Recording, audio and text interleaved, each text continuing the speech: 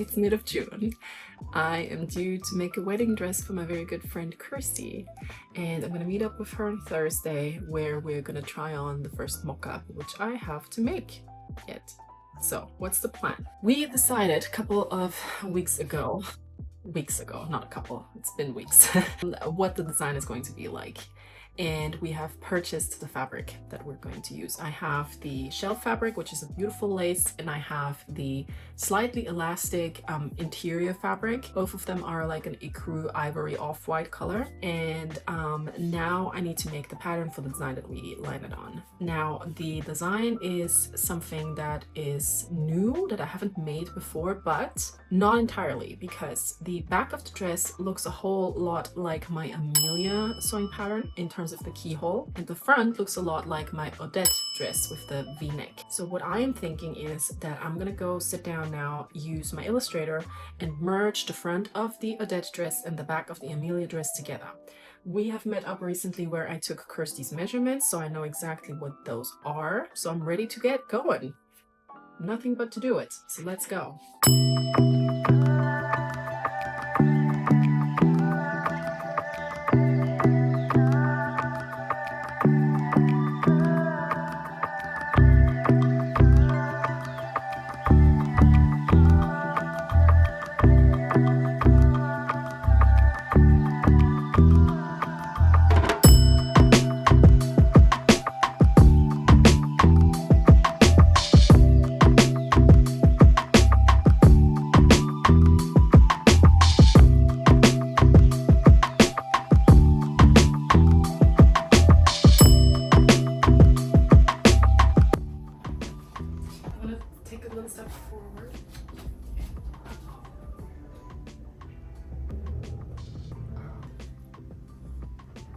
It's really nice. I think this shape suits you really well.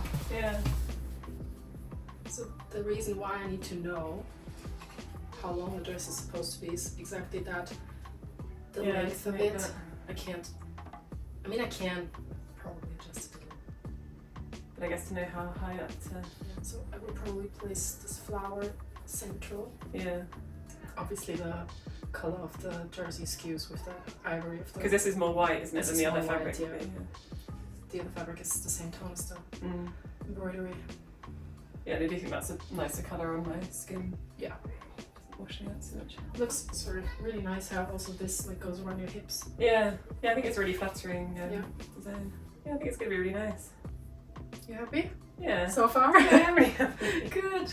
Yeah, you've done so well. I'm glad. It looks beautiful. Stefan, do you want to have a look? You look Do I fantastic. look like a blushing bride? You look fantastic. It's good, isn't it? Really nice. You look absolutely stunning. Yeah. I think the shape suits her really well, no? But be honest, Kirsty, right? If you want to have something changed, you Yeah. should come back. Just have it. I know, I could have wished I had more points. I don't really have anything to say that needs changing, because I think it looks perfect.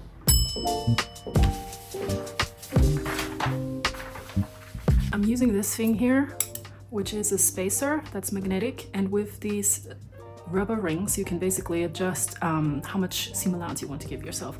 So I'm using this to give myself a perfectly even seam allowance all around without actually having to use any tails chalk or a pen.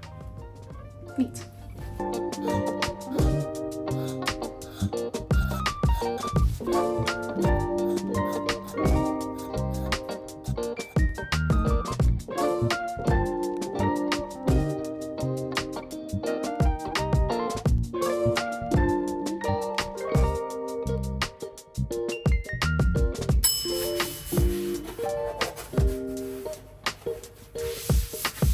All right, let's get started. I have just cleaned my table because we are working with delicate fabric that is a very light color, and we want to make sure that it stays pristine because we cannot wash this, or at least, I mean, we could, but for the purpose of keeping this clean, I have cleaned my table. And now we'll start with putting together the inner layer of the dress, which is made of this slightly elastic material. I think it's some sort of polyester silk mix, as far as I remember from the shop. It stretches horizontally but not so much vertically. A little bit vertically, but more horizontally. So that hopefully is going to give us a really nice shape eventually. And what I'm doing now is I am sussing out what's left and what's right. And then I'm starting to put my pieces together. And this dress is a lot like my Sally dress in the front. I have these bust pieces here which need to go onto the underbust seam of the front first. So what I'm doing is I am aligning my center front notch with my seam allowance. So my seam allowance protrudes over the center front notch because we need that to put together the lining and the shell later. Then I pin until I reach my bust apex notch, which is marked in the pattern for me. Then I go over to my side seam and I align the edges of my seam allowance from my sides. This is flush, pin it flush for a little bit, and then I have the bust cup ease here. And the bust cup ease I am going to hand pleat. And I'm counting my pleats to make sure I reproduce the same volume on the other side.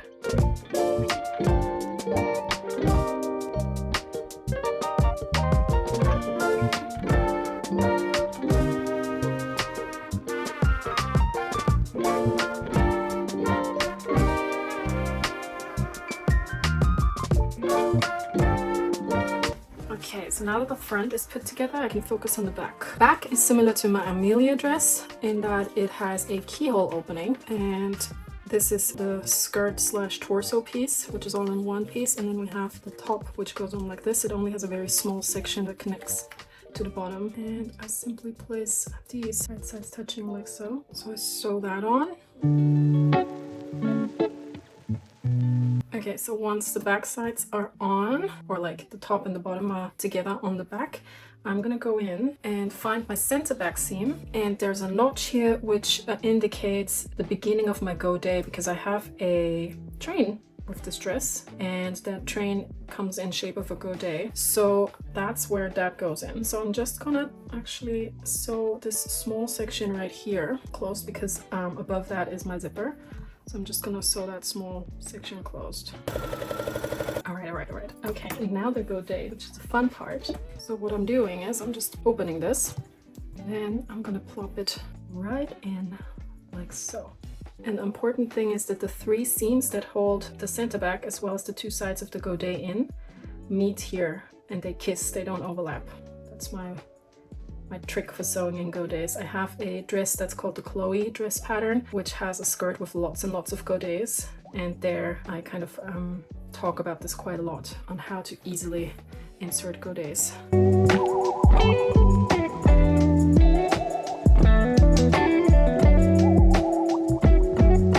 Alright, second side of the godet is pinned, and now I'm starting right here where the other seam ended. That's where I start sewing, to make sure all of my seam allowances up here are separate. That's just for a clean finish.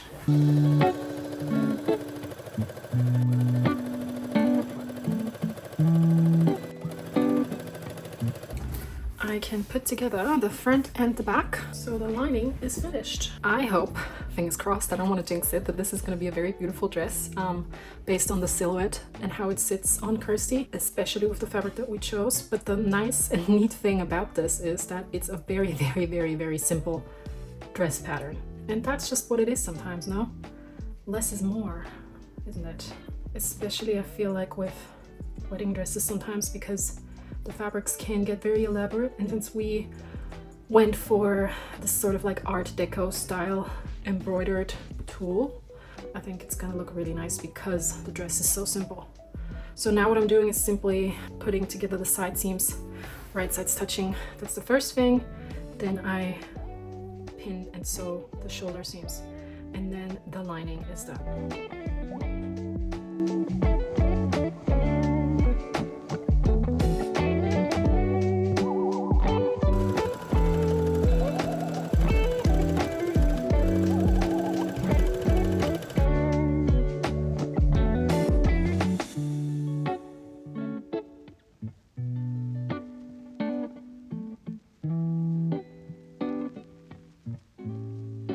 Okay, so now the fun part, and the one that's a little bit more nerve-wracking than the rest, which is embroidery placement. I need to place all the pieces so that the design on the embroidery sits perfectly exactly where I want it to be. So that is a bit of a tough one, but I'm sure I'll figure it out. Because the embroidery is somewhat symmetrical, or I mean definitely symmetrical, I can find the midpoint of everything quite easily and then align everything on top of each other like so.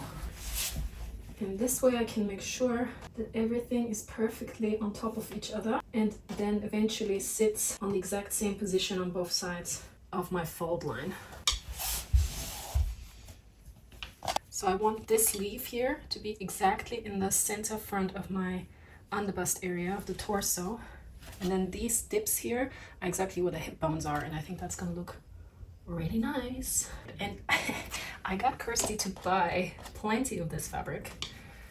So in case I f it up, I have some more to work with.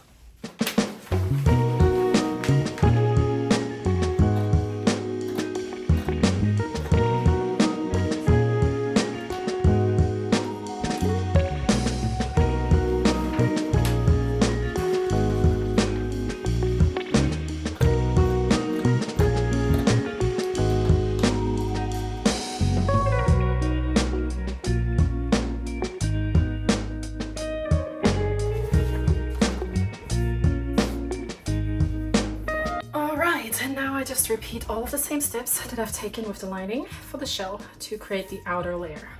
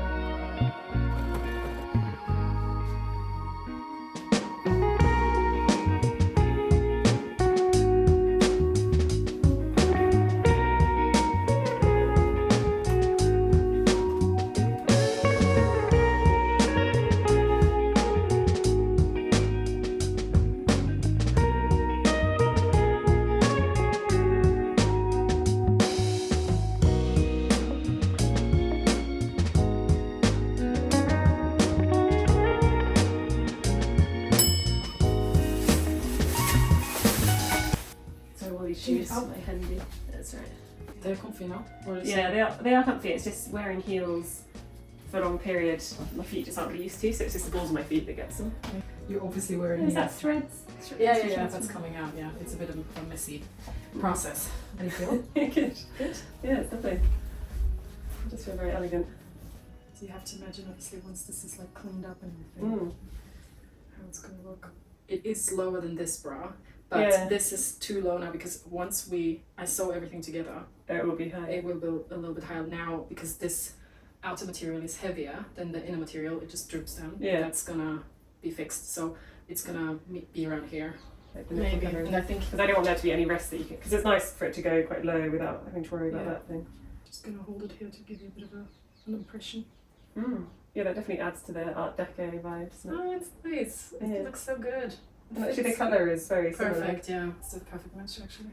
Yeah, it works really well. You happy with it? Yeah, really happy. Looks really nice. It's really elegant. You've done so well. Okay, so I feel like I could go to a 1920s ball wearing this. You know, I mean, you could try dye it after because it's all natural materials and it's white, so maybe that could work. I think I would raise that a little bit. So it's more where your natural bust starts. Yeah, because otherwise they look a bit droopy. Yeah, okay, wait. Okay, so like for the back, it looks like wings.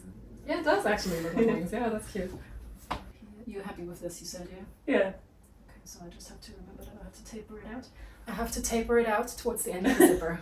Not for myself. I think the shape of the dress suits you so well and it's so nice with the embroidery. Yeah. It looks very organic and like it's made for the design, really. Yeah, it really does. Yeah, it's worked out so well. You've done such a good job. Thank you so much. Everyone's going to be very jealous of my special bespoke wedding dress. Okay, so I have just made a few adjustments based on the trial that I have with Kirsty, which was mainly that I lowered the shoulders in the front and the back. That wasn't really all I had to do. And now I have been contemplating how to put everything together, because we do have the 2 layers and now everything needs to like merge in holy matrimony, basically. And normally what you would do is you would place the 2 layers right sides touching, and you would place the trim here so you catch it when you sew everything together, and then when you turn everything outside out you would have the trim showing like so. But because I feel like it's gonna look messy if the trim isn't caught evenly in the seam throughout the whole dress. So say for example, sometimes I sew back here and then I go a little deeper and then I catch half of these eyes here. I think that would look messy, and we don't like messy for a wedding dress, do we? So instead what I'm thinking is I'll just pop together the dress as is, and then I will attach the trim by hand. So later when everything's sewn, I will watch a movie and place the trim on like so, and then hand sew it down, either on top or from below.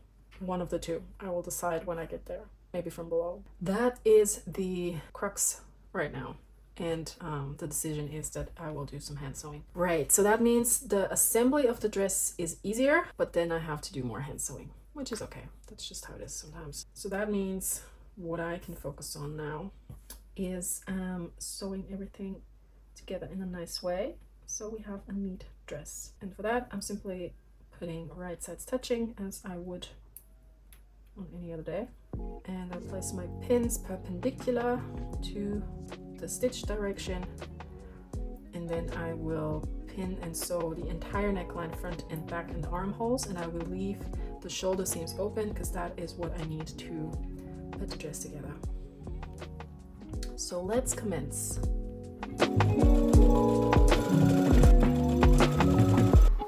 Right, okay, so the neckline is sewn, which means I can turn everything around, but before I do, I'm just going to nip my seam allowances like this so the tension can ease. Important not to cut through your seam that you've just placed, but especially in rounded corners, this is essential. And then what I'll also do is I will cut back the seam allowance in the center back here, because there's just a lot of bulk and we don't need that. And then maybe, I think that's good for now. Okay, so now I'll turn everything around to reveal what the clean neckline looks like, and then I have to press it. Right, so everything's pressed and I already sewed together front and back shoulder here. I'm going to show you how I did this. It's quite easy. So we have an open shoulder seam front and back, and what I do now is I go in between the 2 layers in the back, so through this narrow section here, and then I put the front into the back, and then I pull everything out like this. Right? Got me? Topology 101. Now I can nicely fold the front in the back as it's supposed to be, like that, right? And then I can go ahead and place pins to keep everything neat and tidy. Okay, once this is neatly pinned, I can simply sew it. And before I pop everything right sides out again, I'm just gonna cut back the seam allowance here a little, just to remove a little of the bulk. And then hopefully when I turn it out, it should be more or less a clean finish. So you have a nice seam on the inside and on the outside. And that's that.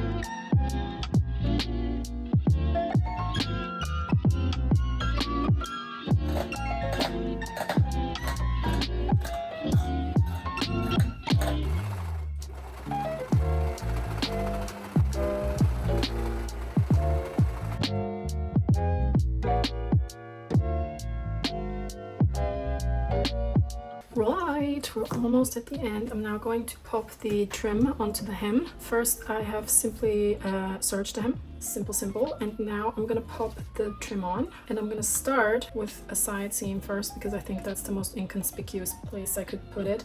And then I basically pop it on right side stitching like this, and then later when I now iron it, it's gonna look like this. Pretty. Very expensive trim in a very volatile place, but that's what we decided to do.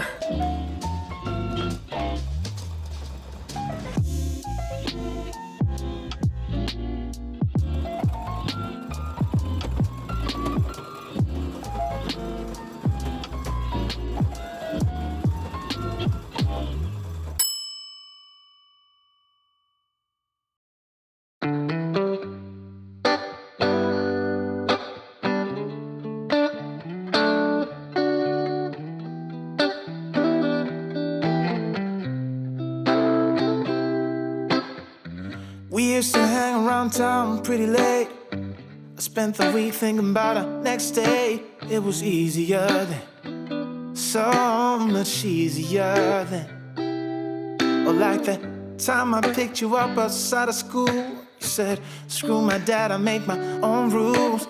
It was easier then, so much easier then. Take me back to those easy summer days when we stopped at nothing, baby.